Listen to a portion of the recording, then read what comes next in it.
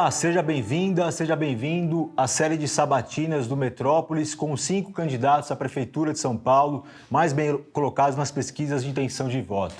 Eu sou o Fábio Leite, diretor da sucursal do Metrópolis de São Paulo, e estou acompanhado do repórter William Cardoso para entrevistar o candidato do PSDB, José Luiz da Atena.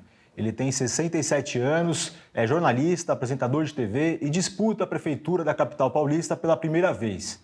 Candidato, obrigado por ter recebido a gente aqui na sede da sua produtora, na Zona Oeste de São Paulo, para esse papo aqui de 1 hora, onde a gente espera que os eleitores conheçam melhor o senhor e as suas propostas para a cidade. Bom, conheci, acho que os caras já conhecem até demais, depois de esse tempo todo de televisão e de profissão, são 52 anos de profissão já, desde menino eu trabalho para poder completar a renda da família, porque muita gente fala das suas origens, né? A minha mãe, ela costurava bola e fazia bala de coco.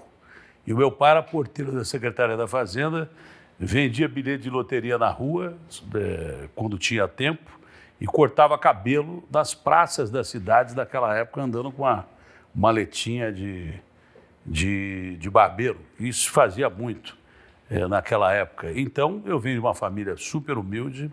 Eu estive na casa da Tabata algum tempo atrás, aliás, adorei a família dela, mas a minha casa era tão mais simples que a casa da Tabata, era chão de vermelhão.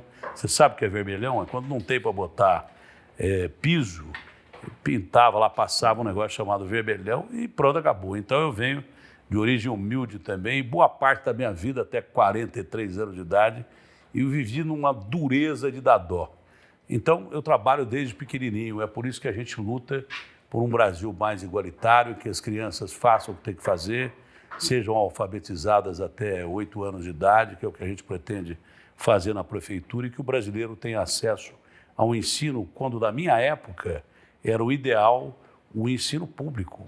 O cara só pagava escola particular quando ele não passava no ensino público e precisava passar de ano, ia lá e comprava praticamente o diploma numa instituição particular. Hoje, as escolas públicas sofrem com problema de verba, com bilhões que você tem aí, e na realidade você precisa... Não vem começar com o debate aqui, não. Deixa eu terminar meu raciocínio.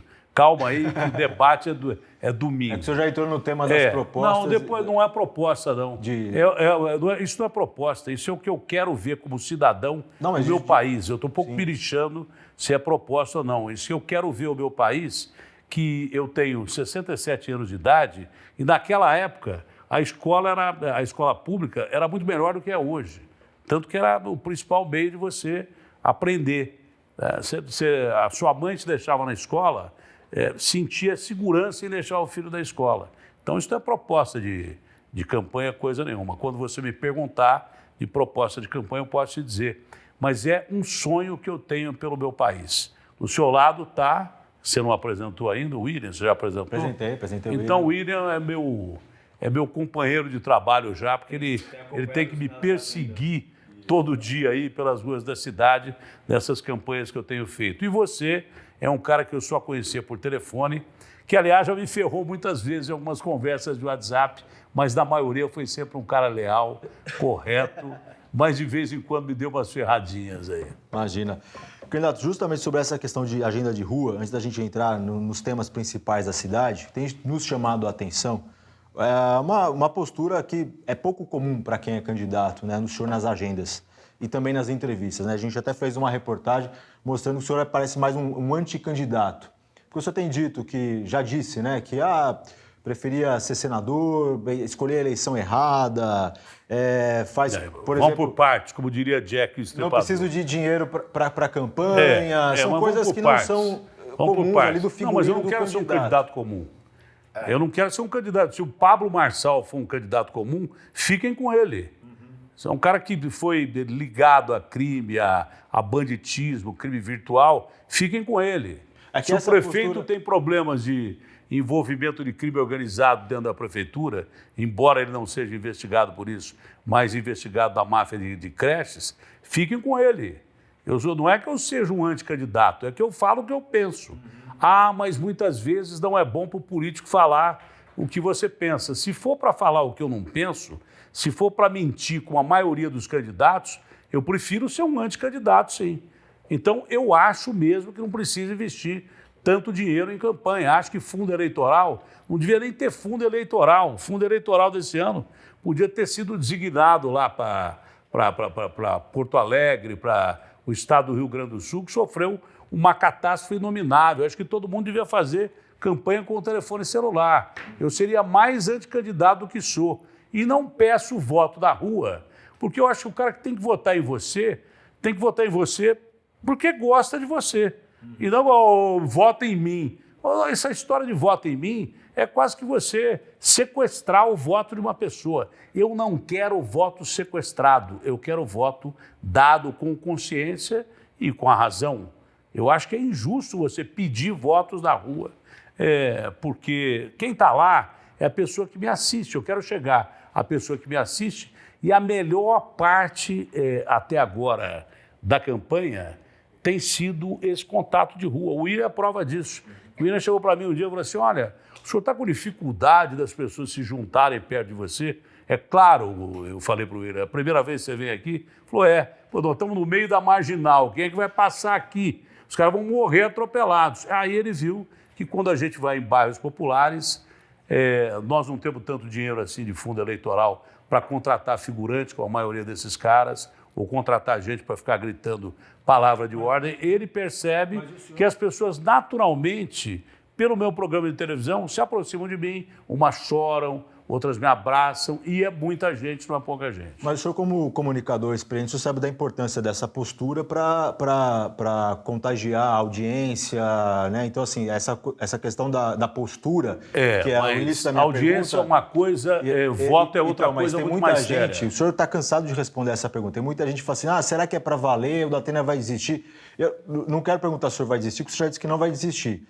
A pergunta é assim, por que o Datena segue candidato e se o senhor acha que essa postura, meio sincerão, meio assim, eu não estou de saco cheio desse jogo eleitoral, tem atrapalhado o seu desempenho nas pesquisas? O senhor tem, desde que começou a campanha, o senhor caiu. Não me importa se o meu desempenho nas campanhas é julgado por vocês da imprensa. Eu acho que vocês deviam estar mais preocupados em julgar quem deixou o crime organizado entrar dentro da prefeitura e quem pode levar o crime organizado para dentro da prefeitura.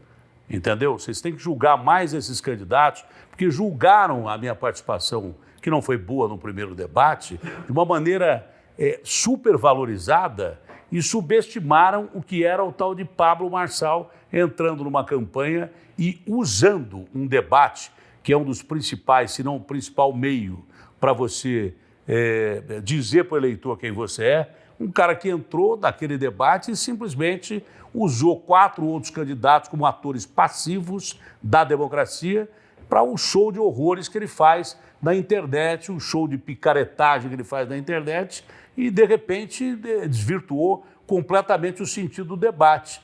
Tanto que no debate posterior, 3 candidatos, inclusive eu, resolvemos não participar do debate como forma de protesto ao que estava acontecendo com um sujeito que vai com um programa determinado de internet para cortes e ignora perguntas, não apresenta propostas e simplesmente arrebentou com o sistema democrático importantíssimo que é o debate. Por que deram mais valor à minha performance, que foi ruim como comunicador político, do que o que era uma ameaça séria à democracia, que é esse Pablo Marçal? Por que a Justiça Eleitoral permite que eu, como jornalista e como radialista, não tenha os meus 4 meses continuando a trabalhar e o cara que é um comunicador de massa, que faz a mesma coisa que eu faço, num sistema que disse que é mais fechado, mas não é, hoje a internet é um sistema de comunicação de massa.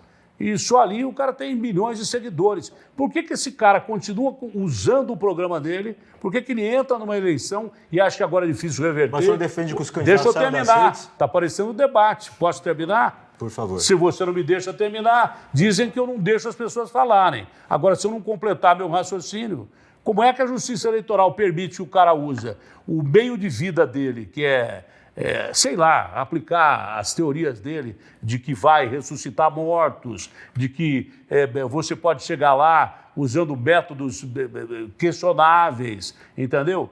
Deturpa a democracia, mas usa o programa dele exatamente para fazer programa político. Ah, mas ele não tem horário eleitoral. Para quê? Ele tem 20 milhões de seguidores na internet e, de repente, foi lá e deturpou o debate. A imprensa replicou o que esse cara falou, trouxe esse cara do universo da internet para o mundo real. E agora os caras, olha, corre o risco desse cara ganhar as eleições, ser mais perigoso que o Bolsonaro. Entendeu? A justiça eleitoral não é que ela tenha errado. Ela simplesmente não se adequou ao meio de comunicação, que é a rede social, a internet, para essa eleição. Não deveria ser permitido que um candidato, que é um comunicador de massa, usasse o meio que ele tem para se expressar durante uma eleição de uma forma bizarra como esse cara se expressa. Espero que para as próximas eleições isso seja corrigido. O senhor defende que seja, por exemplo, quem vai se candidatar, então não possa ter uma atuação nas Claro, eu não redes? defendo, é a lei, é a obviedade. Por que um cara que tem um programa como eu sou obrigado a me afastar do programa e eu não usaria eticamente coisa nenhuma de debate para colocar no meu programa? Jamais. Esse cara nem ética teve, ele usou a única forma que ele tem de ganhar a vida, que é o programa dele, e ficou bilionário, que ele diz que é o mais rico de todos os candidatos. Grande merda ser o mais rico de todos os candidatos num país pobre como esse aqui. Então, não deve ser permitido, isso deve ser refeito para as próximas eleições, que um candidato que tem um programa de internet, com comunicação de massa, com seguidores não só no Brasil, como fora do Brasil também, utilize o meio dele para fazer política. E eu não posso utilizar nem o meu meio para continuar trabalhando. Isso é uma coisa óbvia. O senhor mudaria alguma coisa na sua campanha a partir dessa percepção de que a internet é o ambiente do Marçal e é onde ele se sente Não, mais já tem encontrado? pessoas fazendo isso. Já tem pessoas fazendo isso, incompetentes com a minha rede social. Eu só não tive o alcance de internet como poderia ter, porque eu realmente não uso rede social. Eu nunca usei rede social. Há muito tempo não uso rede social. Terminada a campanha, prefeito ou não, eu não vou continuar usando rede social, a não ser em caso específico de trabalho que tem que ser feito. Certo. Eu gostaria de perguntar para o senhor também, né? A gente tem percebido pelas entrevistas, nas sabatinas, nos debates, né? Que o senhor tem apresentado uma postura mais light do que aquela que a gente vê no programa, né, diariamente. A gente percebe, por exemplo, que o senhor adota algumas posições que são consideradas até progressistas, né? Como, por exemplo, o direito ao aborto. O senhor tem falado muito em tiroteios legalistas, né? O senhor diz que não concorda com a expressão bandido bom é bandido morto. Mas isso eu falo todo dia. É que tem muita gente que assiste o meu programa e diz que não vê. Isso eu venho falando desde os primórdios da humanidade. Por exemplo, a pauta principal da maioria dos candidatos hoje é segurança pública. Sim. Todo mundo fala em segurança pública, todo mundo virou xerife da cidade de São Paulo. E eu que falo de segurança pública há quase 30 anos, que praticamente previ que ia ter crime organizado no Brasil quando não existia, era chamado de sensacionalista, de subproduto da imprensa, sendo que lá atrás, nos primórdios da imprensa, já cansei de citar, né? Lá em 2022, quando o Rio de Janeiro era a capital federal da República, a principal notícia de primeira página era policial. A primeira página de todos os jornais era policial, nos grandes jornais. Política ficava num cantinho lá, bem escondido. E um dos cronistas daquela época era o Nelson Rodrigues, que depois virou um baita dramaturgo. Quem sabe, depois de morto, no fim da minha carreira, eu vire um baita do escritor. O Edgar Allan Poe, que foi discriminado como escritor porque fazia contos policiais, O Corvo, O Pêndulo e daí por diante, era considerado um subescritor, depois virou uma sumidade.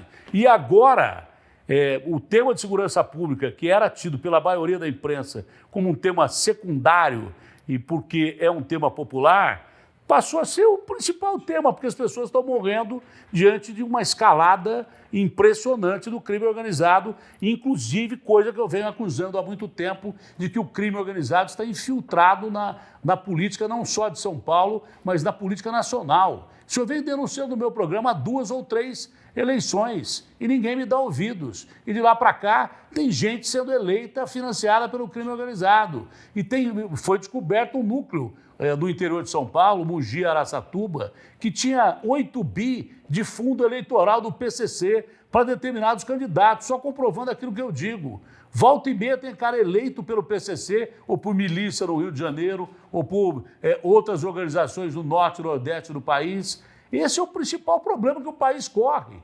E, de repente, a partir do momento em que o bandido, o criminoso, se infiltra na política, vira a Colômbia, cara. Vira o Equador. E depois como é que nós vamos fazer para voltar atrás? Só voltando um pouquinho em relação a essa questão da imagem do senhor, né? A imagem que o senhor está transmitindo agora, em contraste com aquilo que acontece no programa, né? Aquilo que se percebe pelo programa. Agora não. Agora parecia que eu estava no Brasil Urgente. Qual é o Datena que vai assumir a prefeitura? Esse que tem essa Não, postura Datena mais... só tem um, cara. Datena só tem um. Eu não sou personagem. Você pode perguntar para os caras que trabalham comigo que, da mesma forma que eu sou no programa, eu sou na vida real. Aliás, na vida real, eu sou bem pior. Eu sou muito antissocial, eu sou um cara que conversa pouco, sou um cara que adora uma discussão desde que eu ganho a maioria, como o Churchill dizia. Eu sou um cara meio difícil de conviver, mas eu sou eu, com todos os meus defeitos. Isso é bíblico, está na Bíblia. Isso é passagem bíblica. O único ser perfeito é Deus. Como nunca passei perto de Deus, nem tive pretensão a ser Deus, meu amigo, eu tenho defeito, tenho mais defeito do que virtude, e assumo os meus defeitos.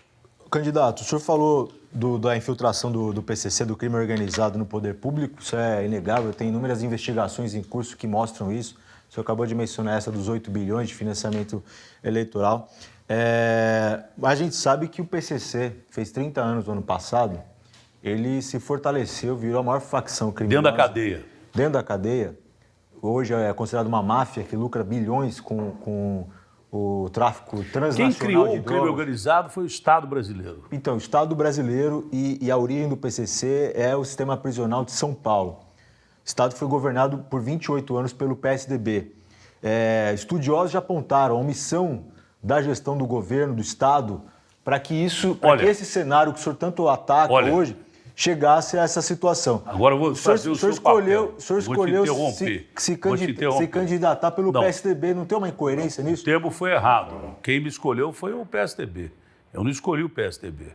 Eu era candidato pelo PDT à prefeitura. A Tabata me convidou para ir para o partido dela, que, aliás, tem gente maravilhosa, o Márcio França, tem o Alckmin, que são meus amigos. Eu me aconselho. Que foram governadores de vez em quando, e poderiam enfrentar o PCC. De vez em quando eu troco umas palavras com o Alckmin, porque gosto muito dele. Cheguei a me aconselhar em política com o Alckmin algumas vezes. Estive perto de fazer campanha com ele. Na campanha passada, haveria uma chapa em que o Alckmin seria o candidato a governador, o Márcio vice e eu senador, até que o Alckmin foi convidado pelo Lula para participar da campanha dele e eu estava no dia em que ele recebeu o convite do Lula por WhatsApp. E ele me mostrou, Datena, o presidente Lula está me convidando para ser vice dele. Você tem problema com o Lula? Eu falei assim, olha, se eu tenho problema com o Lula ou não, o Lula já chegou a ser meu amigo, depois discutimos e paramos um período de conversar, voltamos a conversar, não da maneira que conversávamos antes, mas, governador, se eu fosse o senhor, eu aceitava. Se eu fosse o senhor, eu aceitava ser vice do Lula, porque eu acho difícil que o senhor vai ser eleito governador de São Paulo. Agora, quanto à questão do PSDB, o PSDB, eu não posso ser julgado pelo período que eu não estava no PSDB.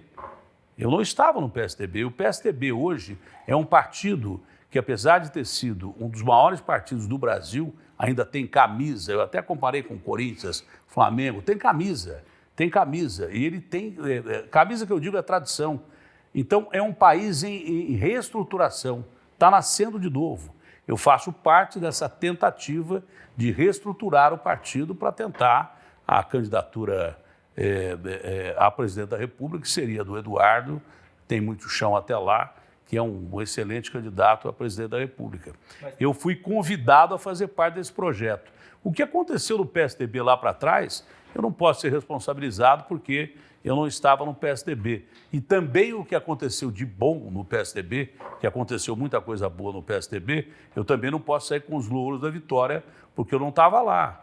Então, figuras importantes como Mário Covas, como Serra, como Franco Montoro, como Fernando Henrique Cardoso, esses caras ajudaram a salvar o país numa época, entendeu?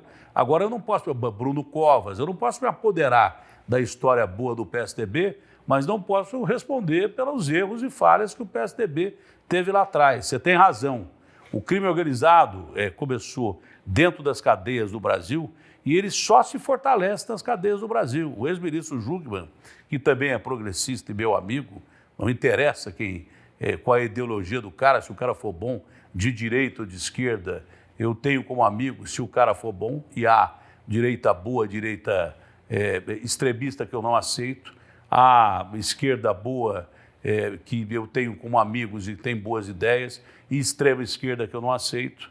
A ideologia minha é a Constituição, é o povo, se bem que eu acho que o que mais se aplica hoje no Brasil é a social-democracia do La Salle, que prega que você tem que usar o dinheiro do povo para o povo numa crise terrível que nós estamos passando agora. Você não pode ter uma prefeitura rica e o povo pobre.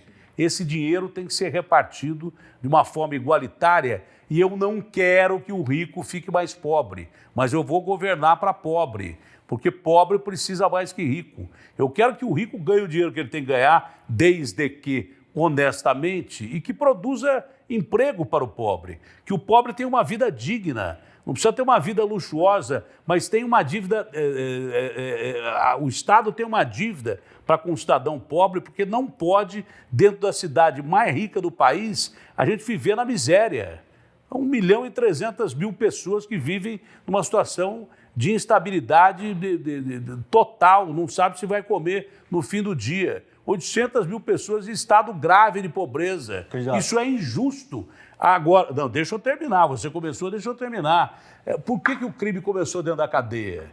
Porque achavam que você colocando 300 pessoas numa cela que tinha capacidade para 60, você ia ferrar os caras. Lembra dos caras do Carandiru, pendurados lá na cadeia e tal? E, estamos penalizando os caras. Pelo contrário, você deixava os caras mais revoltados, pegava um ladrão de galinha, coitado, que roubou uma galinha para comer, que é previsto pelo Código, né? Crime famérico, e mesmo assim o cara estava lá dentro. Você pega a população carcerária, ela é injusta. Negros, pobres, prostitutas, fazem parte da maioria da população carcerária. Tem muita gente que está presa lá, que não teve dinheiro para pagar advogado e a pena já foi cumprida.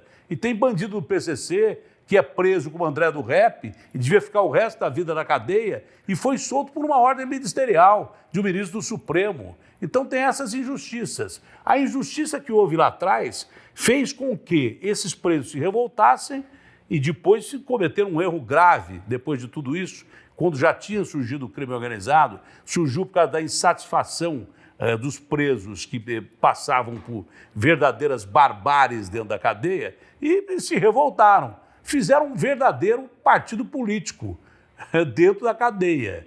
Daqui a pouco é oficializado o PCC, se já não for oficializado, porque está em todo lugar da política, entendeu?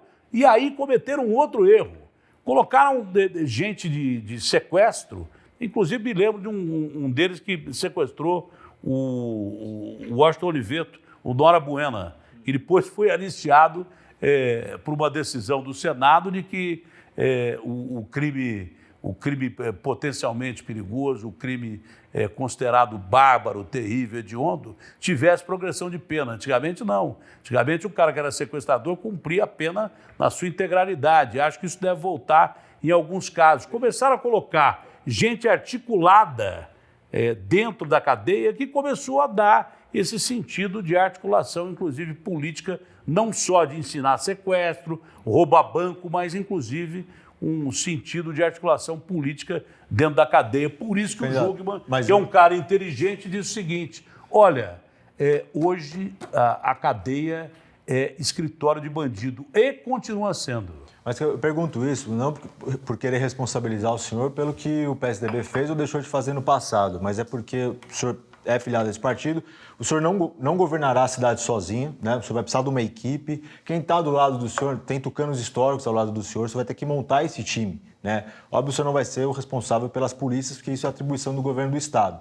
Mas a pergunta é nesse contexto, né? O senhor é muito crítico há muitos anos com relação ao crime organizado e está num partido, dentro desse partido tem essas lideranças. O senhor citou, inclusive, o ex-governador Geraldo Alckmin, que nem mais está no PSDB, né? Foi para o PSB, mas foi apontado ali a omissão ali do Estado um pouco em cima da figura dele. No meu governo Ele chegou a abandonar a entrevista lá no passado, em 2006, porque questionaram ele sobre o PCC. Queria que ninguém falasse sobre a existência do PCC. Como o senhor fala... porque diziam que havia acordo do PCC para terminar com aquela mega rebelião que houve do Estado com o Estado. Se houve, eu não sei, seria insano da minha parte dizer que houve. Que parece que houve, mas isso realmente não é problema meu. Eu cheguei até a denunciar coisas parecidas com isso, mas repito, eu não era governo naquela época, era jornalista. Eu achei que, como jornalista, eu não conseguiria resolver os problemas da cidade. Eu achei que, como jornalista, eu não conseguiria nem resolver parte dos problemas do meu país. Né? Porque eu cheguei a ser candidato a presidente, me colocaram candidato a presidente na eleição passada e depois me tiraram. Dessa vez o PSDB está cumprindo com tudo que prometeu a mim e eu pretendo colocar as minhas ideias no governo de São Paulo, que são ideias algumas antagônicas ao PSDB, ao PT, ao P que for, mas ideias principalmente contra o PCC. E quanto a isso, respeito muito a equipe que vai trabalhar comigo, de secretários e tal, mas vai prevalecer a opinião do povo. Se preciso, em assuntos polêmicos, eu faço um plebiscito e vou pedir a opinião do povo para apresentar projetos à Câmara. Como eu não tenho 12 partidos coligados, o cara me pergunta assim, como é que você vai governar? Primeiro, que o cara que tem 12 partidos coligados deve estar gastando uma grana violenta ou distribuindo cargos e emendas, como sempre foi feito no Brasil. Eu vou tentar governar sem uma base grande e o cara disse, você não vai ter governabilidade. Que me empichem e digam ao povo por que me empicharam, por que eu não consigo governar. Se alguém derrubar um projeto de interesse social, de interesse da sociedade, eu vou comunicar à imprensa, ao Ministério Público, olha, esse era um projeto que eu tinha para ajudar o povo. Os caras querem dinheiro e querem cargo para aprovar esse projeto, eu não vou dar. E acabou. Aí eles que se entendam com quem os elegeu, entendeu? Esse é o meu princípio. Não adianta você falar, não vai ter toma lá da cá, como disse o Bolsonaro, depois voltar atrás e acabar participando do mesmo esquema que existe há séculos dentro da política brasileira, que fala em reformar tudo. Uma reforma política não existe. Há necessidade de uma reforma política, não é assunto para agora, mas há necessidade de uma reforma política nesse país há muito tempo. O senhor acha que o senhor vai conseguir ter esse diálogo com a Câmara para poder implantar essas... Espero democraticamente ter esse diálogo. Já pensou uma Câmara que não aprova um projeto que é de interesse social? Já pensou uma Câmara que esquece de quem votou nela e simplesmente se isola? Isso vai ficar evidente. Os caras vão ficar sem pele, vão ficar nus diante da realidade. Espero que, para o bem da Câmara, eles realizem projetos que eles prometeram à população. Candidato, vou aproveitar esse gancho ainda do PCC e entrar na seara do transporte, porque o senhor tem dito que vai revisar esses contratos todos com as empresas investigadas, acusadas de lavagem de dinheiro. A gente tem pelo menos 3 empresas, né? A Transwolf, a Upbus e a Transunião, uma que opera na Zona Sul, 2 que operam na Zona Leste, transportam bastantes passageiros. Eu queria saber, na prática, como o senhor pretende fazer isso? O senhor vai aguardar, por exemplo, uma condenação, um trânsito em julgado? Em que momento o senhor eleito vai fazer essa relicitação ou o senhor já dá de barato que elas estão de fato envolvidas e assumindo a prefeitura o senhor já vai? Eu não posso assumir a posição da justiça. Então, em que momento o senhor fala, a partir No momento em que houver prova provada e julgamento. condenação? Claro, sentença... é claro. Como é que eu posso me antecipar uma condenação judicial? Eu, apesar de não concordar com muitas decisões judiciais, que nem todas as decisões judiciais são justas, são legais, porque são baseadas na lei. Não é verdade? Nem todas as decisões judiciais são justas, mas você não pode se interpor a uma decisão judicial. Se, de repente, as empresas tiverem evidência de que não pertencem ao crime organizado, o que até agora não aponta para isso, você é um repórter investigativo e sabe disso, se, de repente, essas empresas forem inocentadas, é claro que eu não posso tomar atitude nenhuma contra elas, mas seria ilegal da minha parte. Eu poderia ser preso por isso, por desobedecer o rito tradicional de que todo mundo tem direito ao julgamento. Mas tendo prova provada, esses caras vão ser relicitados imediatamente. Por isso que o contato do prefeito, que é uma autoridade importante, super importante, o contato do prefeito com todos os órgãos que participam de um cenário de um estado, e do estado mais rico, mais habitado, que tem a população carcerária maior do país, de um estado que tenta fazer respeitar leis, você tem que respeitar a lei. Eu não posso chegar chutando a lei, mas pretendo relicitar a partir do momento que houver provas e evidências claras de que essas empresas estão sendo beneficiadas. Uma coisa que você pode talvez reivindicar ou questionar é por que é que essas empresas que estão sendo investigadas e que há fortes indícios de que há crime organizado na direção dessas empresas, continuam recebendo subsídios e dinheiro público que esse prefeito dá da ordem de 5 bi por ano. Por que é que o dinheiro continua entrando no caixa dessas empresas? Você não vai pagar essas empresas, não vai mais subsidiar essas empresas. Você pode simplesmente colocar isso num fundo judicial, bloqueado até que seja definida uma sentença. Isso pode ser feito, então, antes da relicitação? Pelo menos eu acho que é óbvio você negociar com a justiça se isso pode ser feito. Que os bens sejam bloqueados, não fazem isso com criminosos que são suspeitos e com provas evidenciais de que podem participar do crime, não tem os bens bloqueados. Se forem considerados inocentes, os bens são desbloqueados naturalmente. O que eu não acho justo é o cara sentar a bunda em ônibus que pode pertencer ao PCC. No meu governo não vai ter isso. Certo. Queria perguntar para o senhor também, ainda no transporte, né? Fora essa questão do crime organizado, a gente estava olhando o seu plano de governo e no plano de governo não tem propostas muito claras a respeito do que é que vai ser feito no transporte coletivo da cidade, por exemplo. Mas como não tem proposta clara? Olha... Você já leu a proposta? Sim. Então vamos começar. Vou passar. Corredores de ônibus. Sim. Já falei isso 200 vezes. São 40 quilômetros de corredores de ônibus prometidos e que o prefeito não entregou. Entregou 7.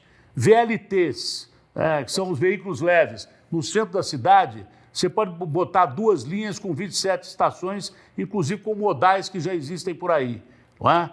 Você pode exigir por parte de quem recebe tanto dinheiro há tanto tempo, não só da passagem de ônibus, mas de subsídio, porque além da possibilidade do crime organizado estar infiltrado dessas empresas, são 3 famílias que dominam o transporte coletivo hoje em São Paulo, há 60 anos. Quer dizer que é uma coisa boa, que mesmo com um subsídio menor e não desse tamanho, eles continuaram a operar. Você tem que exigir ônibus de primeira qualidade, tem que exigir, diante dessa barbaridade que nós estamos vendo no clima de São Paulo hoje, que dos 13 mil ônibus da frota, só tem 370, pelo menos 2.600 ônibus. É a nossa proposta mais viável possível para você tentar reduzir o impacto ambiental.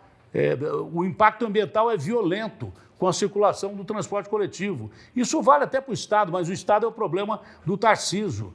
São bases que a gente tem para o transporte coletivo, que eu estou falando não é de hoje. Há muito tempo está no plano, eu sempre mostrei. Agora, tem gente que faz ouvido de mercador para isso aí. E o povo não pode ser transportado como gado. Tem que ter uma limitação para as pessoas serem transportadas sem risco. Você já viu o fiscal da SP Trans empurrando pessoas para dentro dos ônibus? Significa que o contrato de frota circulada, que é obrigado a ser cumprido, não está sendo cumprido. Tem menos ônibus sempre.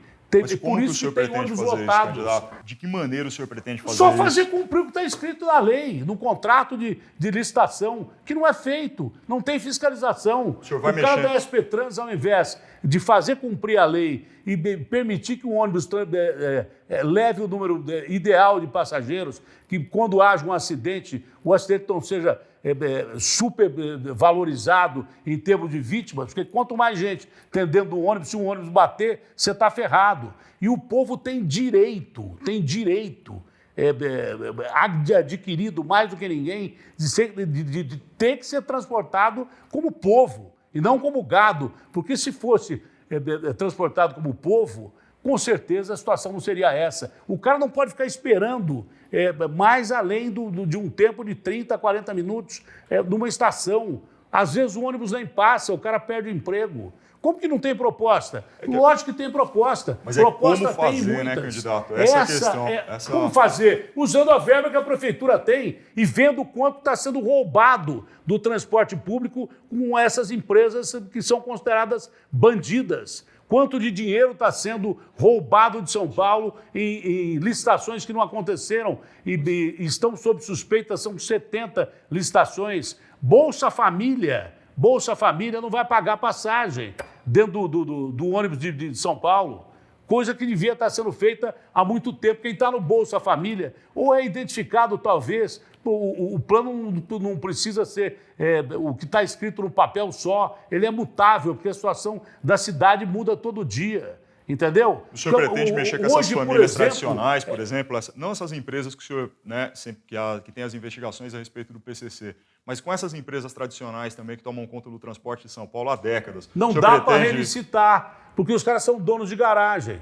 Separa, inclusive, num problema de parar São Paulo. Você vai mexer com as empresas que não são ilegais, que ganharam licitação, mas essas empresas têm que ser licitadas, não, fiscalizadas e tem que cumprir o contrato, só isso. Quantas propostas eu já te apresentei? Isso eu já falei 800 vezes. Está escrito aqui. Está escrito do planejamento do governo. Agora, se vocês não ouvem o que eu falo, não é que não existe proposta. Tem proposta, agora vocês não ouvem o que eu falo. É a viabilidade dela, né? Candidato, o Não, senhor que viabilidade? O Estado recebe 112 bilhões, vai receber 119 bilhões, cobra 56 bilhões de imposto, tem dinheiro saindo pelo ralo. E outra coisa, você não pode botar uma proposta em pé, porque muita gente coloca proposta em pé e sabe que não vai cumprir. Esse prefeito não cumpriu nem metade das obras que o Bruno Covas prometeu, cumpriu 38%. E está dizendo que está fazendo obras aí, porque ele está usando um fundo bilionário que tem na prefeitura, que ele não usou durante toda a gestão dele, para melhorar as vias de circulação, tapar buraco. Mas isso de um ano para cá, fazer vias que precisavam ser feitas, não utiliza, por exemplo, de forma alguma, o dinheiro que ele ganha dessa indústria das multas, que no meu governo vai acabar. É outra proposta que eu coloquei e que ninguém ouviu. Nós já chegamos a denunciar na Rádio Bandeirantes que muitas dessas empresas que vendem radar para São Paulo já vêm com o pacote completo. Você que é repórter investigativo sabe disso. Nós ouvimos um cara dessas empresas que o cara disse assim, olha, como se o repórter fosse alguém da prefeitura conversando com ele. Olha, eu tenho aqui um manual para vender com o radar, não vai só o radar, vai o pacote. E nesse pacote tem lá, bota nessas ruas aqui, porque são as ruas que têm mais circulação, senão você não vai mudar ninguém. Isso é ajudar a educar o povo de São Paulo? Não, não é ajudar a educar. Senão não haveria 1.000 mortes por ano no trânsito de São Paulo, que é recorde. Deixa eu terminar. Senão não dá. Se você fica me interrompendo, não dá para falar. Você tenta me interromper. Está parecendo o Pablo Marçal fazendo o M lá. Você está de sacanagem comigo, pô. Você está parecendo o Pablo Marçal. Deixa eu terminar. Espera eu completar o meu raciocínio, senão não dá para completar. Então, dentro da indústria da multa, pegamos o cara que quer vender, na verdade, pacote completo. Olha, eu vou te dar as ruas onde você vai multar mais gente. Isso é ensinar o povo? Claro que não. Quantas campanhas esse cara fez? Gastou 2 milhões em campanha. Isso ele ganha, num dia, o dobro. 4 milhões de multa, 5 bi durante a gestão dele. No pacote completo do radar, não põe lombada perto do radar, porque senão o cara não vai ser multado. Placa do radar, põe em cima do poste onde está o radar, senão o cara não vai ser multado. Não investe em campanha educacional, não investiu nem em calçadas para que as pessoas não fossem atropeladas. 1,5 milhão de metros quadrados de calçadas que não foram feitos em São Paulo. Quanta gente atropelada, motociclistas atropelados, motoboys atropelados e mortos todo dia.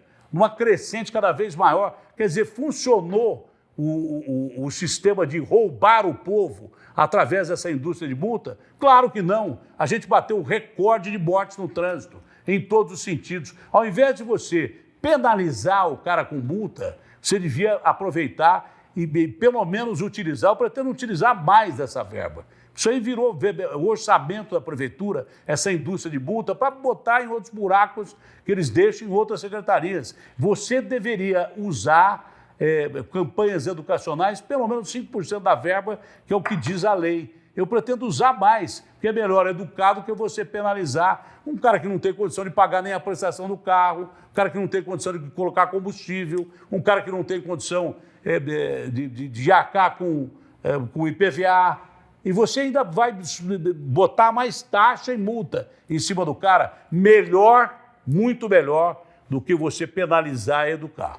Candidato, o senhor falou aqui agora, chamou a atenção para o valor do subsídio bilionário que a prefeitura paga para custear o transporte de ônibus. 5 bi. 5 vai para bi. 7 bi agora. Exato. E prometeu aumentar a gratuidade aqui para quem recebe o Bolsa Família. Contrapartida. Como é que o senhor vai sustentar isso? O senhor pretende aumentar, atualizar o valor da tarifa? Não.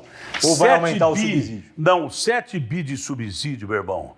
Eu vou repetir para você. Tem 3 famílias... A tarifa vai ficar congelada. Tirando o PCC. A tarifa vai ficar congelada. Mas dá para fazer isso. Por que há 60 anos Constantino Ruas e Pavani dominam o transporte coletivo em São Paulo? Isso dentro da lei. Quer dizer, a gente acha que é dentro da lei. Mas há 60 anos essas famílias se utilizam como negócio principal. Uma delas, a família Constantino, fundou até a Gol, uma empresa aérea. É um negócio rentável pra caramba. Com poucos subsídios, os caras faziam isso. Mantinham tarifa mais ou menos congeladas, ganhavam dinheiro e fundaram até a Gol. Sobrou dinheiro para fundar a Gol. Então, com 7 bi de subsídio, tem que caber dentro das companhias o lucro que eles terão, porque todo funcionário de ônibus reclama que é mal pago. Eles não pagam nem direito os funcionários de ônibus. Tá? Eles se adequem à realidade, que eles vão continuar ganhando dinheiro pra caramba e dentro do 7 bi dá para você botar o pessoal do Bolsa Família dentro dessa tarifa que a gente pretende criar, que é a tarifa do Bolsa Família. E também não adianta querer o prefeito tentar recriar tarifa creche. A mãe que vai levar o filho na creche vai ser isenta. Como? O objetivo qual é? Não é botar creche perto de quem mora no local da creche? Então, para que pegar ônibus se mora no local da creche? É mais uma dessas pegadinhas que o prefeito de São Paulo apresenta com a tarifa zero. Tarifa zero? Que tarifa zero? Tarifa zero com 40% da frota que circula no fim de semana ou feriado, a frota arrebentada, quando circulam 40%, e que não vão às periferias, que tem de gente reclamando que não tem tarifa zero na periferia, porque não tem ônibus na periferia. Melhor do que cobrar tarifa zero só no fim de semana é você isentar quem precisa de ônibus e não tem dinheiro para pagar, com essa proposta do passe social que a gente tem, né, do bilhete social que a gente tem, e talvez estender até a mais gente em situação de pobreza. Com 7 bi, meu irmão, dá para os caras fazerem tudo isso, não precisa aumentar coisa nenhuma, e dá para fazer até coisa melhor. Certo. A campanha do senhor também é muito centrada na questão de segurança pública, né? Até pela familiaridade Não, que o senhor estou falando tem. de tudo. tem campanha mais centrada em segurança pública do que a minha. Até o Pablo Marçal se considera xerife da cidade. A Tabata começou a falar agora Mas é um dos sobre o crime organizado. Eu venho falando sobre isso há 30 anos. Até por uma questão cronológica, eu cheguei antes desses caras todos. A gente queria até falar das propostas, né, que o senhor tem em relação à segurança pública, né, segurança urbana, né, no caso da prefeitura, e uma delas é a criação de 32 batalhões, né, de um batalhão da GCM, um batalhão especial da GCM em cada uma das subprefeituras, né? Isso a gente tem uma das questões que fazem parte do... Tropa de resposta rápida. Tropa de... Seria os mini-choques, BAEPs. Então, é justamente em relação a isso. O senhor acredita que os GCMs, por exemplo, teriam o preparo necessário para atuar dessa forma de Não, de mas você intervenção? não colocou a proposta principal que eu falei. Aí teve outra coisa, por isso que eu digo que essas andanças na rua que você tem acompanhado tem me ajudado muito mais do que o plano de governo que está escrito no papel, que foi escrito por pessoas técnicas, que o PSDB foi atrás dessas pessoas técnicas, que você precisa de um plano de governo que foi feito realmente às pressas, porque a intenção do PSDB não era ter candidato próprio. Só passou a ter candidato próprio quando percebeu através de pesquisas, e ele estava certo, que eu tinha condição de disputar a Prefeitura de São Paulo, né? Não sabia que o meu desempenho não estaria à altura de um candidato político, mas eu cheguei na primeira pesquisa como candidato a ter 14% das intenções de voto, junto com o Pablo Marçal, e cheguei a ficar em primeiro lugar, empatado com o Boulos e com o Ricardo Nunes, na pesquisa da Quest. Né? O Boulos com 19, eu com 19 e o Ricardo acho que com 20. Chegamos a ficar empatados. E não teve tanta proporção, quando eu cheguei a ficar em primeiro lugar, a repercussão da notícia pelos nossos nobres colegas de imprensa. A repercussão que teve agora é o Pablo Marçal ficar em primeiro lugar e vai ter mais ainda. Mas por medo de ter ajudado a crescer uma campanha de um cara que é um risco à democracia, do meu ponto de vista, que é o Pablo Marçal. Imagina o Pablo Marçal, prefeito de São Paulo, eu não sei o que vai acontecer. Então, a principal proposta que eu tenho é treinar a guarda de uma maneira extremamente exemplar. Ninguém vai ter poder de polícia sem saber usar uma arma, como deve usar uma arma, e usar a arma dentro da legitimidade. Eu não sou a favor de esquadrão da morte e nem eliminar todo mundo por aí, sair matando por aí, de jeito nenhum. A minha proposta é, dentro da legalidade, em criar uma polícia cada vez mais legalista, e a maioria dos homens que está na GCM é legalista, como acredito que da Polícia Militar, da Polícia Civil e da Polícia Federal também. Há casos em que fogem da lei, e esses casos que fogem da lei, como qualquer um de nós, os caras são responsabilizados criminalmente por isso. Então eu pretendo treinar. Não adianta você, de repente, contratar mais 7 mil homens, dobrar o efetivo sem treinar. Não adianta você ter batalhão de resposta, que seriam os BAEPs da Polícia Militar, aí com poder de polícia, se não forem batalhões totalmente especializados nisso, que são os BAEPs, né? Eles são especializados, são policiais que têm índices literalmente favoráveis de proteção e defesa ao cidadão. É o que eu pretendo fazer.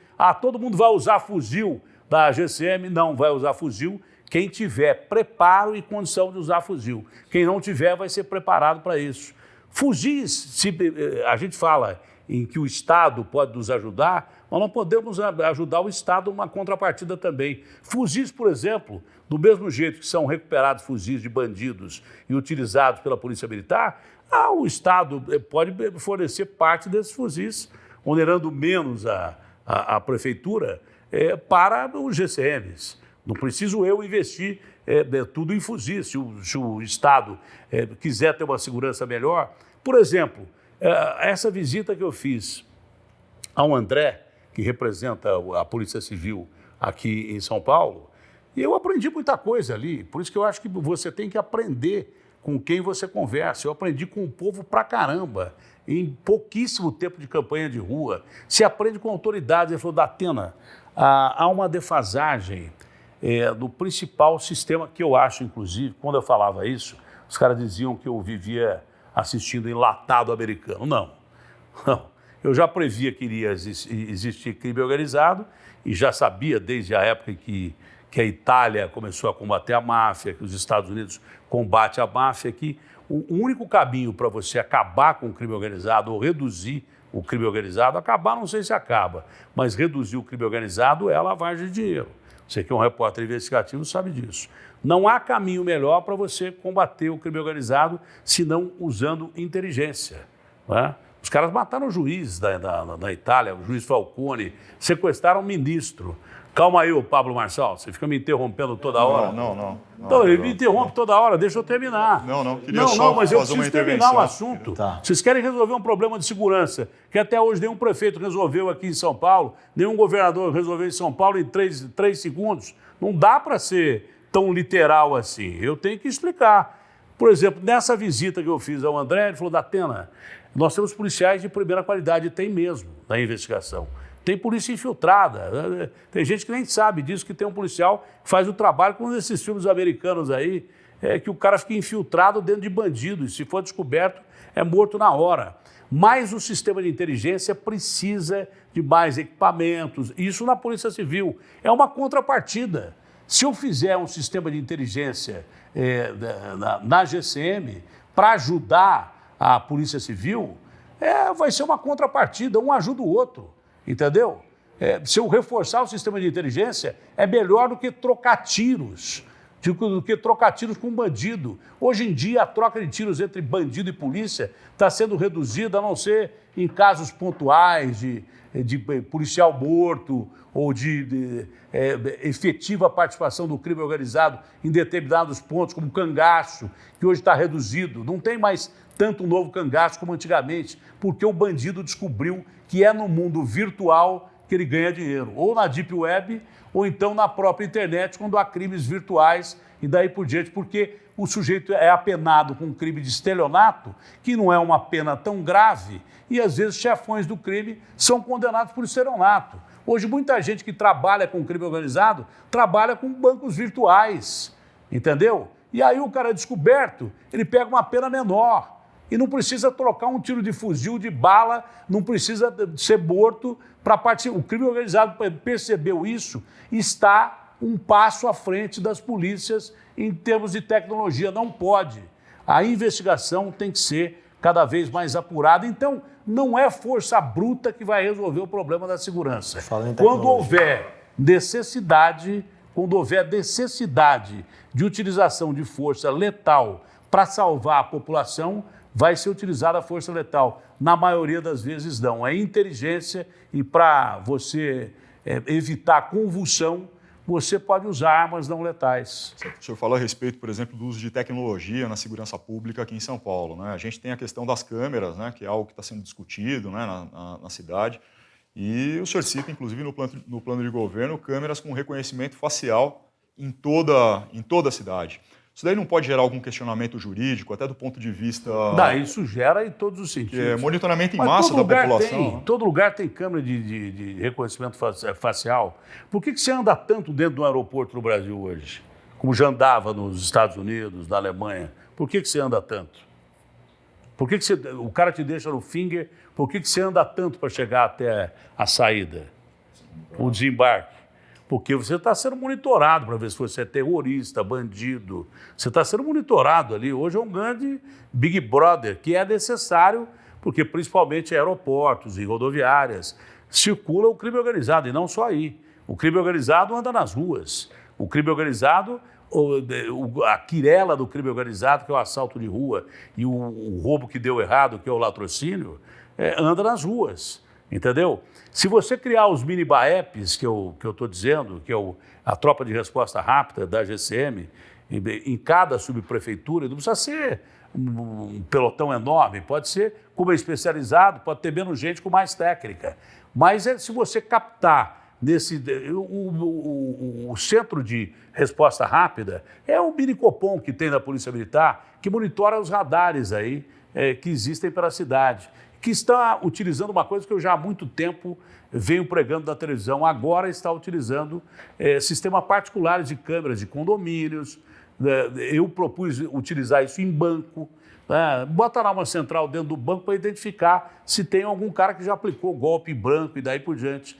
Isso, mais a aquisição de radares, mais radares, você vai cobrir 32 subprefeituras, evitar que roubos que estejam em andamento sejam realizados. Você vai perseguir quem já roubou ou matou com mais facilidade, porque você vai ter o trajeto pelas câmeras ali e vai ter uma tropa de resposta rápida acrescida do reforço que chegar durante essa ação. As câmeras corporais, né? Isso, o senhor cita também a implementação de câmeras corporais em todo o efetivo da GCM.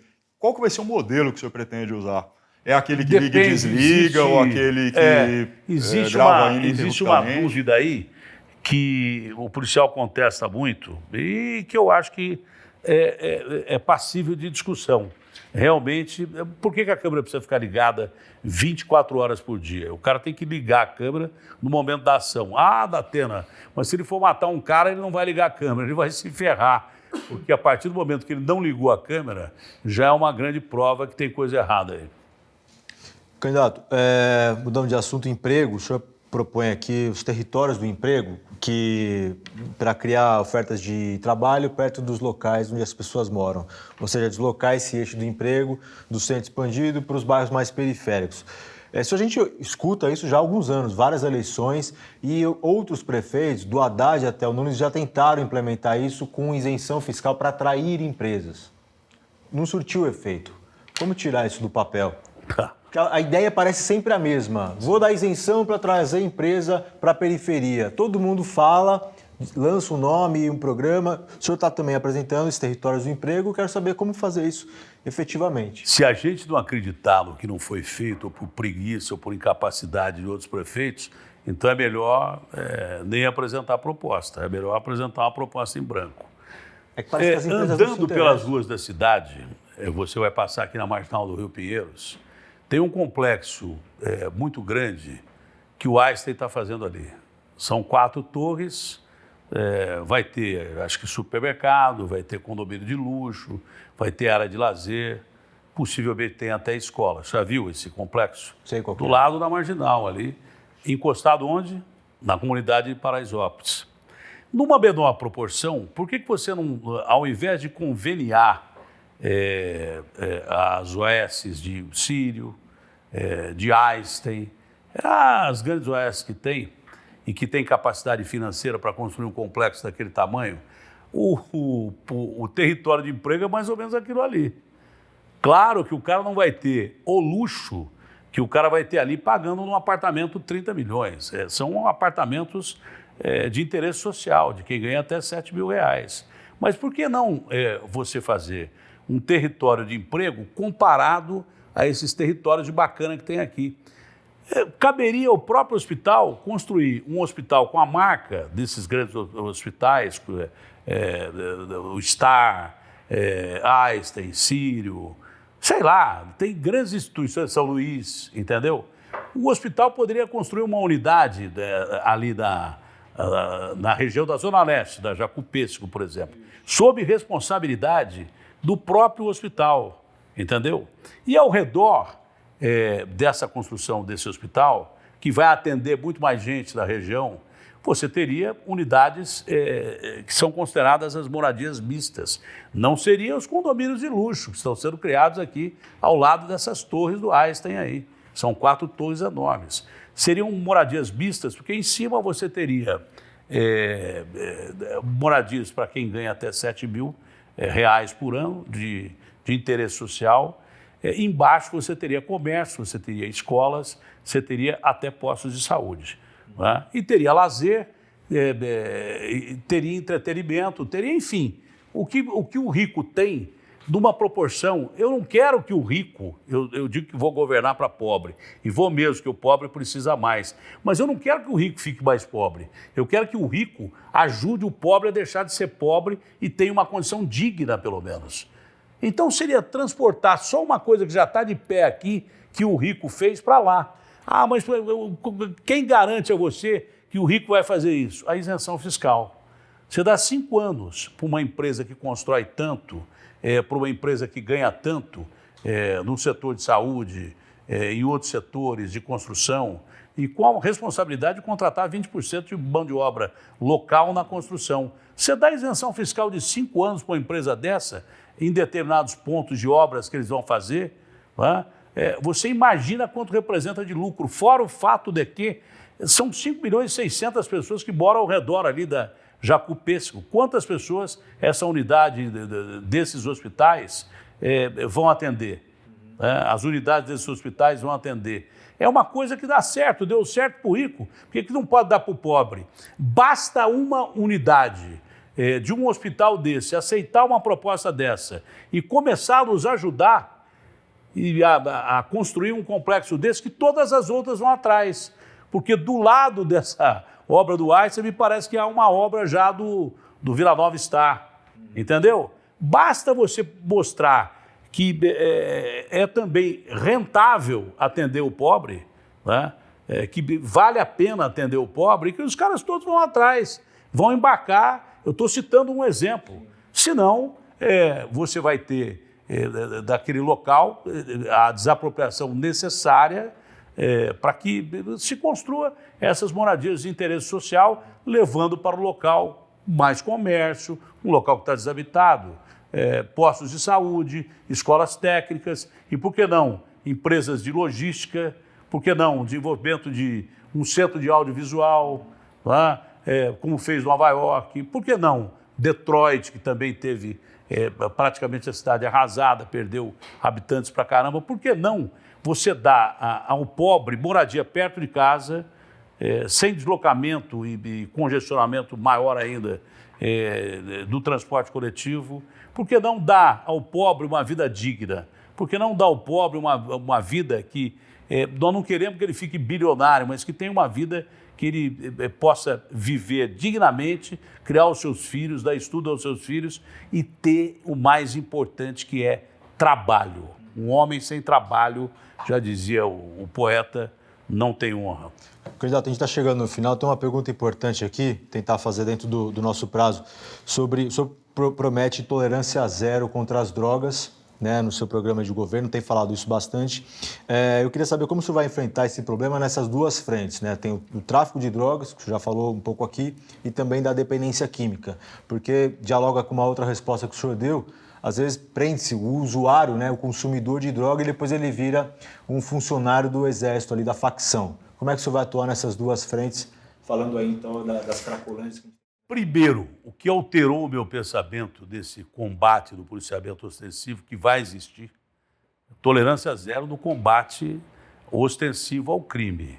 Não só do tráfico de droga, mas também combate direto à criminalidade que está traficando droga.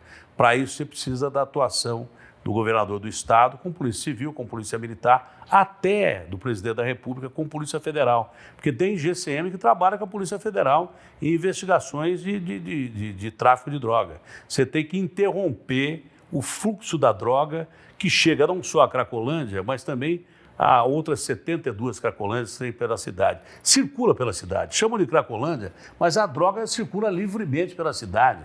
E são drogas de alto potencial de letalidade. Crack. O Brasil hoje é o primeiro consumidor de crack do mundo. Não adianta se acabar com a Cracolândia e dizer que o prefeito vai acabar com a Cracolândia. É mentira. O prefeito não consegue, mas pode utilizar parceria com o governo federal, com a Polícia Federal, pode utilizar parceria com o Tarcísio, que pretende. O Tarcísio é o principal interessado, tanto que ele quer mudar o centro do governo dele para o centro de São Paulo, entendeu? E você precisa contar também com outro ator importante, que é o Ministério Público e a Justiça. O prefeito sozinho não resolve o problema. O que eu posso ajudar? Ajudar, por exemplo, nesse aspecto da investigação. Ajudar, por exemplo, em reforçar inteligência para ajudar a Polícia Civil, cujo principal objetivo é a investigação. Você não pode tirar da Polícia Civil a investigação, tem que ficar na mão da Polícia Civil a investigação, mas você pode criar centro de investigação que vai complementar o sistema de investigação. Agora, tolerância zero mesmo contra traficantes. Traficante, mas não é matar o traficante. Só em último caso, em caso de tiroteio legalista, se o traficante estiver fazendo uma vítima que possa ser morta, pelotão especial da própria Polícia Militar já entra em ação e E tem que eliminar a possibilidade da vítima ser eliminada. Se o caso for uso de força letal, a mesma coisa vai acontecer com o pelotão especial da GCM. Oi? Os dependentes. Os dependentes químicos são completamente à parte, eu já vivi isso na minha pele, já vi gente jogada no meu colo, chorando, desesperada, me ajuda porque eu tenho que sair do mundo das drogas e tal, e graças a Deus saiu. Foi a maior benesse que eu recebi na minha vida. Dependente químico tem que ser tratado com carinho e consciência. Agora, tem muita desinformação. Mas precisa mudar a lei. Precisa nada, já tem lei da internação compulsória. A partir do momento, a lei existe. A partir do momento em que um dependente químico não tem discernimento de que ele está sendo consumido e vai morrer por causa da droga, ele pode ser internado. Se um profissional de saúde determinar que ele pode ser internado, é lei que existe. Isso é lei, é lei. Muita gente desinformada diz que tem que mudar a lei. Não, isso é lei. Um profissional de saúde analisando o sujeito, olha, esse cara não tem mais condição psicológica de decidir o que vai ser da vida dele, porque ele vai acabar morrendo a céu aberto. Não é tratando. Outra coisa, se a família pedir para que ele seja internado, ele pode ser internado compulsoriamente. Outra coisa, você tratar dependente químico como bandido é um erro crasso, terrível e inimaginável, porque essa pessoa que eu estou falando é a pessoa da minha família e uma pessoa que hoje é um pai maravilhoso, uma figura fantástica, que saiu do mundo das drogas.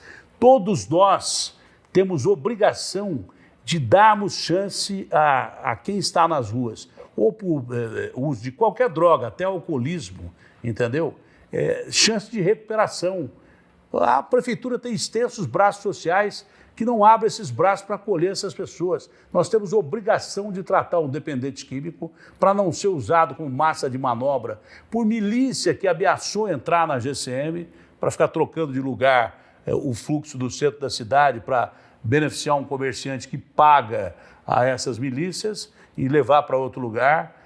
O dependente químico não pode ser engradado como ideias neonazistas, fascistas, que foram utilizadas bem por aquele canalha do Hitler na Segunda Guerra Mundial, com guetos, com grades. Não pode ser transferido com jatos d'água de madrugada para outro ponto da cidade e daí por diante. Dependente químico, tolerância zero com violência contra dependente químico. Tolerância zero. Não deve haver violência contra dependente químico. Deve haver tratamento, carinho e pegar no colo. Traficante, tolerância zero com traficante, mas não é com extermínio de traficante. É acabar com o tráfico de drogas, colocando o traficante devidamente na cadeia e vendo de onde vem a droga que está abastecendo a Cracolândia. História do ovo da galinha.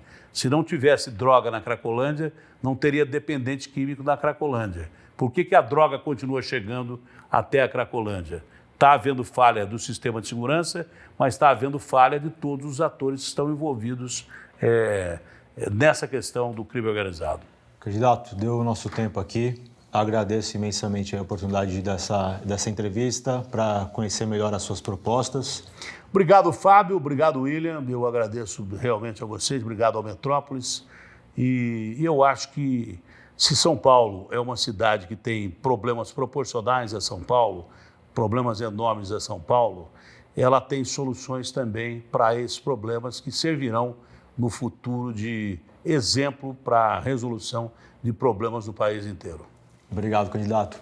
Essa foi a segunda entrevista da nossa série de sabatinas com 5 candidatos à Prefeitura de São Paulo mais bem colocados nas pesquisas. Continue conectado aqui no canal do Metrópolis no YouTube e também siga aí todo o nosso noticiário relacionado à campanha eleitoral aqui na capital paulista no eleições.metrópolis.com. Até a próxima.